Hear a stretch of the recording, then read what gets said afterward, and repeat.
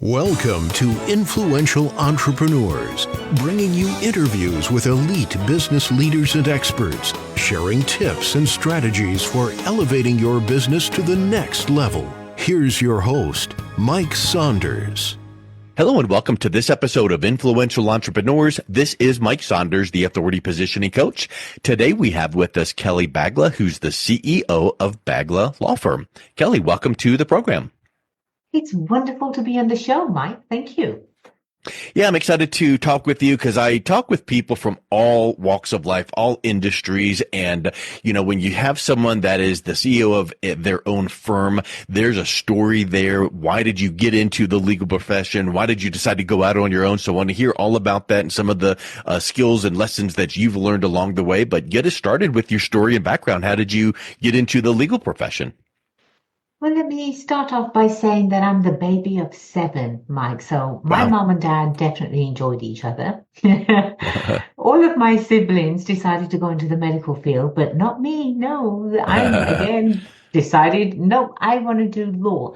Didn't have anyone in the family that did law, didn't know anyone that did law. I decided that's what I wanted to do. My dad is an entrepreneur, and so I followed in his footsteps. And so I've had the wonderful experience of having education under my belt in both countries, England, where I was born and raised, and also here in the US. And Mike, I have to say that it literally takes an entrepreneur to understand the needs of another entrepreneur. I wasn't just given everything. I didn't just wake up one day and I had a thriving law firm. Every stone was put together, every brick was laid by me. And the fact that I had to pave the path for my clients that are entrepreneurs, it's a wonderful way for me to pay it forward, to give back. And I believe that I had to go through those hard times so I could help as many entrepreneurs as I can, because I'm actually standing on that platform where we do help entrepreneurs, not Mike just from a legal perspective, but I've realized that over time, I've literally become a counselor in business to these entrepreneurs too. And it really does take a legal mind coupled with a business mind to make sure that one, you're standing on a solid legal foundation, and two, that you're going to thrive as you grow. And again, you are going to be supported. But life kind of throws so much at you. I had the privilege, and I was quite blessed to start off my legal career with the largest international law firm in the world at the time, Mike. I absolutely loved my time there. I was putting in 15, 16, 17 hours a day, learning from the best. Wow. And then it got to a point where I'm thinking, this isn't going to be for me. Yeah. If I can actually make money for someone else, why can't I do that for myself? And today, it's been 20 years that I've been practicing, Mike, and I have loved every single moment of it. And again, it hasn't been a walk in the park. It's definitely been work. And the fact that I built this, Mike, and the fact that it's able to support my other 2 businesses. So I am a CEO of 3 businesses. And they are all created to support entrepreneurs. I've written 6 books, and again, to support entrepreneurs. And the reason why I thought I had to do it, Mike, was because, one, I'm a foreigner here. I wasn't born and raised here. However, I'm living my American dream, and it's alive and well, and it's kicking. And I'm here to tell people that they can live their American dream too. If this foreigner can do it, why can't the Americans that are born here do it, right? Yep.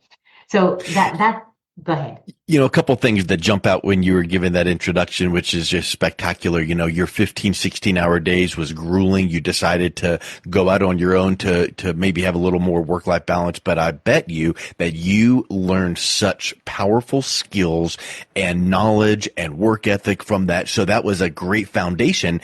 And then the second thing you've said over and over here is, I'm an entrepreneur. I support entrepreneurs. Well, what if you still work for a corporate type legal firm? firm and you had a entrepreneurial client, your message and your support wouldn't be as vibrant to them because you don't really walk in their shoes. So the fact that you are a CEO of several businesses, and when you work with a entrepreneur business owner, they know that you've been there, done that, and have the battle scars to prove it.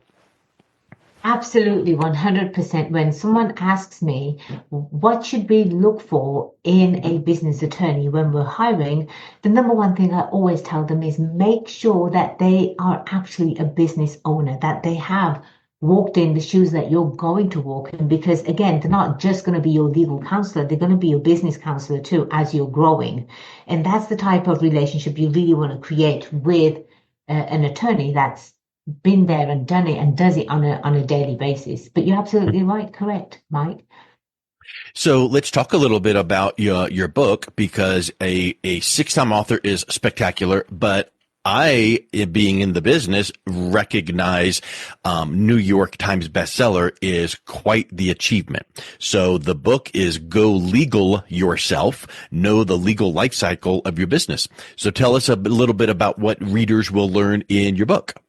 Absolutely. They are going to learn crucial points as we, as individuals, we go through a life cycle of our own. We're born, we're raised, we become established, and then eventually we pass on.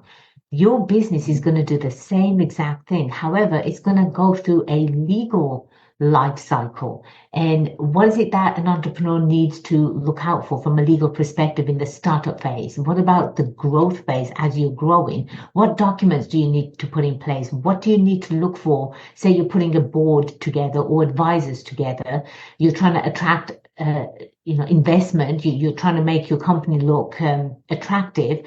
So how do you do that? So all of that is discussed in the growth phase. And then there's the established phase, Mike, which is really beautiful to be in. At this point, your company should have owned its own trademarks, its slogans, its own assets, and then eventually the exit phase. And what is it that you do in an exit phase, and how many different ways are there to actually exit a business? So it's a wealth of information for any entrepreneur who doesn't necessarily want to go to law school, but yet they want to read something that literally is not legalese. I did write it from a perspective of an entrepreneur rather than a lawyer too, for my entrepreneurs out there.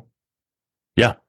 Well, I think that's the actual art form, is taking something that's very, very high level and putting it into the words where someone can actually get it. And I know that there's a lot of examples out there. I've heard some people say that if someone back in, like, I don't know, the early 1900s wrote a letter to someone and said, I apologize up front for this long letter. I didn't have the time to make it short and concise. Meaning, when you have your thoughts and you want to convey them to someone, it takes some effort to really make it understandable. And I think it was Albert Einstein that said, if you can't explain what you do to a 10-year-old so that they get it, you don't understand it well enough. So I love that you make that point, that you take the legalese out of the book. Thank you. Yes, legal itself, Mike, is quite intimidating, and especially for the ones that have never ever done this before. And so we try to take the legal, the scary stuff out of legal and talk to them at a level where they'll understand. Listen, I'm an entrepreneur. I've done what you're about to do. Happy to guide you. And so they ease up, and it truly is about just understanding the basics, because when you decide to go into becoming an entrepreneur, it's not only yourself that you're putting at risk. If you're married or you're in a relationship or you want to be married and have children, you're literally putting your family at risk too, because as an entrepreneur, not only your company gets sued, but you get sued, plus your spouse might get sued, say if she's making more money than you.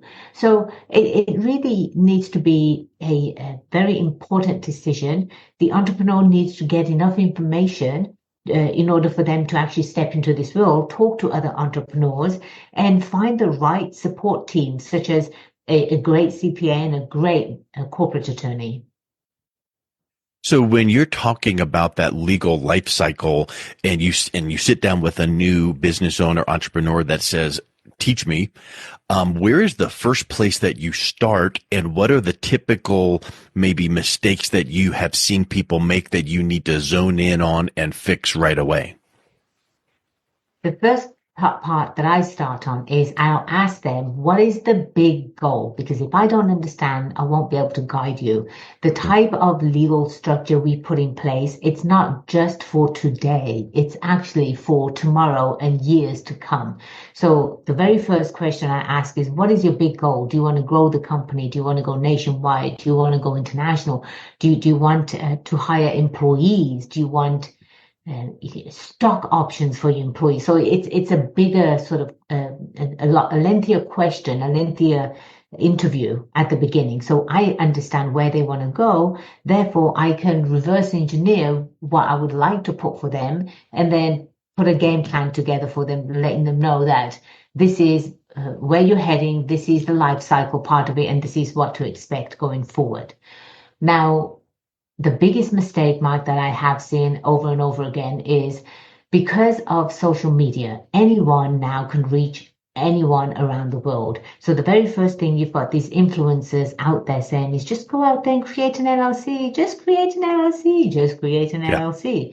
Well, LLCs are not all equal, and LLCs are not always the answer. What you should do is save up enough money and get your very first consultation with a corporate attorney and ask them whether an LLC is going to be correct for you or not.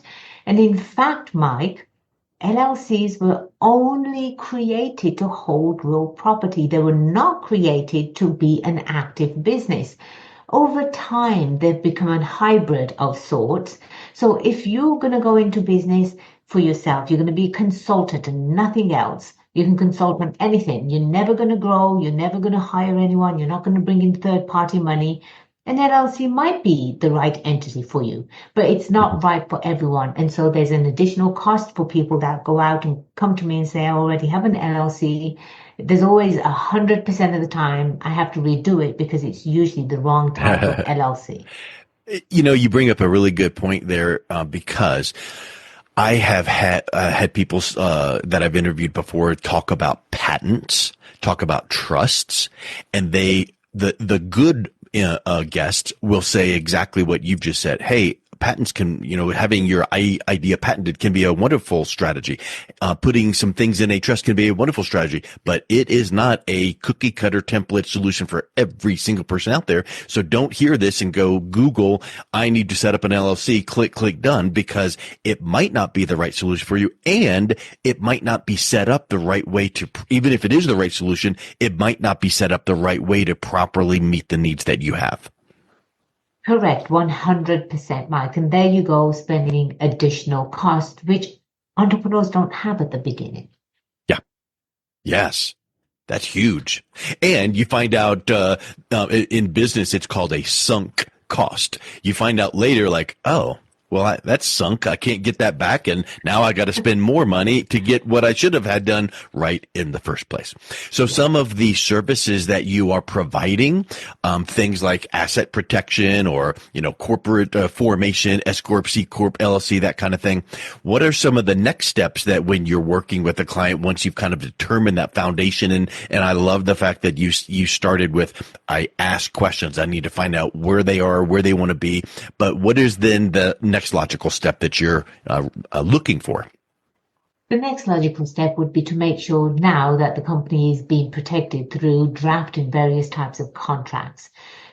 After the formation, and every business, regardless of whether they use it or not, every business must have a website, just to one, for credibility, and for two, people to look you up to see whether you exist. So we always make sure that there are the website terms and conditions, the website disclaimer, the website policies, privacy policies are already up there. So again, it's more of as the company is growing, so is the legal protection for them. That's how we grow with the company. And at some point, Mike, the company might split into two, right? Say they're selling one product and they decide to go into another product. And each product has its own risks and what have you. So we'll do a corporate restructuring at that time. And then the beautiful part about being growing, having a company and growing with a corporate attorney that does asset protection is when the company or the company owner becomes accumulates wealth, let's say around $5 million or so, that's always a wonderful time to have a conversation about offshore asset protection. So we really do, when we talk about protection for our client, and Mike, you'll probably enjoy this saying, because I was born and raised in England, so I've got the English accent. My clients actually have given me the title Queen of Business Law. And on the chessboard, the queen is the most powerful piece on the chessboard. And she can move in any direction just to save the king. The king is the most protected piece on the chessboard. And for us, our client is the king. And so it's not about just, here you go, we've formed your entity, Godspeed to you now. It's about what's next. What type of client are you going after? Do you have the correct marketing material? Do you have your client agreement set up? And are you set up for success? So that's how we like to always make sure that our clients are always set up for success. If that's growth, if that's mergers, if that's offshore asset protection. We, again, Mike, if I haven't shared with you, we love, love, love what we do here. That comes through very clearly when you can speak to someone and just sense their passion and enthusiasm. It really, really comes through, and it makes people feel compelled to want to learn more, because I can tell this, you don't treat people like a number. You treat them like a human and a relationship, and these days, real is rare. Correct. Exactly. When someone calls our office, they will get a real person on the phone. And I promise you, they are the most kindest people that you'll ever want to talk to. Usually, they're talking to people for about 20 minutes before there's ever a question asked. Yep, exactly. Well, I tell you, this has been really, really informative, just seeing how you are serving the business owner and entrepreneur clients with your specific skills and expertise. What is the best way that someone can learn more and reach out and connect with you, and also pick up a copy of your books? Beautiful. They can go to our website, baglalaw.com. The easiest way to remember that is law.com. They can go to About section, and under About, there's a book section there, the books that I've written. And in fact, they can actually download a ebook completely free. And it was written for my international clients that actually want to do business in the USA. It's called Doing Business in the USA. It's a wonderful little notebook for even the entrepreneurs that are thinking about starting a business here in the US. So I have that gift for you. And then there's a wealth of information there. I've written on every topic a blog that will be useful for you too. And then simply you can call us 760-579-6789. Thank you so much, Mike, for having me as a guest. Thank you, Kelly. It's been a real pleasure talking with you as well. You've been listening to Influential Entrepreneurs with Mike Saunders. To learn more about the resources mentioned on today's show or listen to past episodes, visit www.influentialentrepreneursradio.com.